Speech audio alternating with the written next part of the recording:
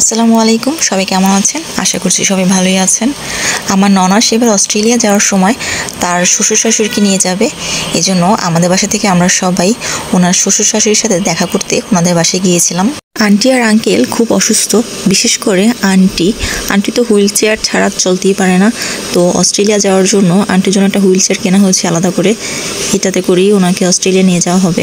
আপুর শ্বশুরবাড়ির মানুষ আবার বাইরে খাবার খায় না, আর ঘরে যখন রান্না করা হয় সেটা আবার সরিষার তেল দিয়ে করতে হয়। সয়াবিন তেলটা ওনারা অ্যাভয়েড করে, আর এই জন্য ওনাদের বাসা যাওয়ার সময় রান্না করে নিয়ে যেতে হয়, আর রান্নাটা হতে হয় সরিষার তেল দিয়ে। সারাদিন ধরে সরিষার তেল দিয়ে সবকিছু রান্নাবান্না করে সন্ধ্যার পর সাফকাতে দাদা দাদিকে নিয়ে আমি রওনা হলাম।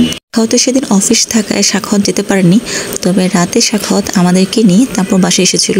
আপুদের বাসায় পৌঁছানোর পরপরই সাফকাত খুব বেশি দুষ্টুমি করছিল, একবার এই রুমে তো একবার ওই রুমে। আমার পুরোটা সময় কেটেছে সাফকাতের পেছনে দৌড়াতে দৌড়াতে। আপুর শ্বশুরবাড়িতে এসে আমি একটা জিনিস খুব ভালো করে রিয়ালাইজ করতে পারি, সেটা হচ্ছে মানুষ বয়স হয়ে গেলে পুরনো জিনিসের মায়া ছাড়তে পারে না, যেটা আমার শাশুড়ির মধ্যেও আমি দেখি। আমার ননাস অস্ট্রেলিয়া থাকলেও ওনার শ্বশুর শাশুড়ি একাই বাংলাদেশে থাকে। হাজারবার চেষ্টা করেও ওনাদেরকে অস্ট্রেলিয়া নিয়ে সেটেল করা যায়নি, তবে এবার যাচ্ছে ঘুরতে, একদমই থাকার জন্য নয়। ওনাদের কাছে মনে হয় বাংলাদেশ ভালো, বাংলাদেশে থাকাটাই বেটার। মেয়ে মানুষ বাবার বাড়িতে অধিকার খাটিয়ে যে কথা বলতে পারে, শ্বশুর বাড়িতে সেই অধিকার খাটিয়ে কথা বলতে পারে না। একটা প্রসঙ্গ টানতেই আমার ননা সে কথাটা বলেছিলেন, আর সেই প্রসঙ্গটা হয়েছিল পুরাতন ফার্নিচার নিয়ে।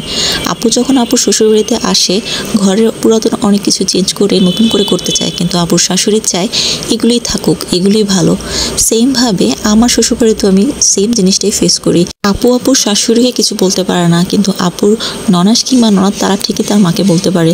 সেমভাবে আপু যখন এই বাসায় আসে, আমি আমার শাশুড়িকে কিছু বলতে না পারলেও আমার ননাস কিন্তু ঠিকই আমার শাশুড়িকে বলতে পারে।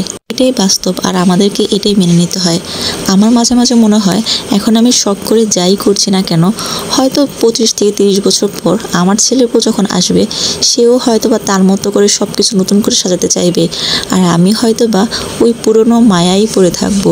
আমিও হয়তো বা আমার শাশুড়ি কিংবা আপুর শাশুড়ির মতোই করেই বলবো, থাক না, এগুলোই তো ভালো, এগুলো খারাপ কোথায়। মায়া বড়ই অদ্ভুত, আসলেই অদ্ভুত। সব কিছু ছাড়তে পারলেও মানুষ মায়া ছাড়তে পারে না, আর যদি হয় সেটা নিজের গড়া সংসারের সমস্ত কিছু, সেটা তো কখনোই পসিবল হয় না। এখন আমরা সবকিছু বুঝলেও কেন জানি মেনে নিতে পারি না। তবে মেনে নিয়ে এবং মানিয়ে নিতে পারলেই জীবন সুন্দর, সংসার হয় সুখের। আজ এই পর্যন্তই। সবাই ভালো থাকবেন, সুস্থ থাকবেন। আল্লাহ হাফেজ।